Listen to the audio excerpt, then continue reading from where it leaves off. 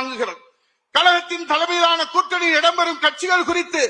முடிவெடுக்கும் முழு அதிகாரத்தை அனைத்து இந்திய அண்ணா திராவிட முன்னேற்ற கழகத்துடைய பொதுச் செயலாளர், மாண்புமிகு சட்டமன்றத்துடைய எதிர்க்கட்சி தலைவர், தமிழ்நாடு முன்னாள் முதலமைச்சர், புரட்சி தமிழர் ஐயா எடப்பாடியார் அவர்களுக்கு இப்பொதுக்குழு ஏகமனதாக தீர்மானம் 3 தென்னிந்தியாவின் மான்செஸ்டர் என்று அழைக்கப்படும் கோவையிலும் தூங்கா நகரம் என்று அழைக்கப்படும் மதுரையிலும் மாண்புமிகு அம்மாவுடைய அறிவிப்பின்படி மெட்ரோ ரயில் திட்டத்திற்கு மத்திய அரசு அனுமதி அளிக்க வேண்டும் என்று இப்பொதுக்குழு ஒவ்வொரு ஆண்டு வடகிழக்கு பருவமழையின் போது தொடர் மழை, கனமழை,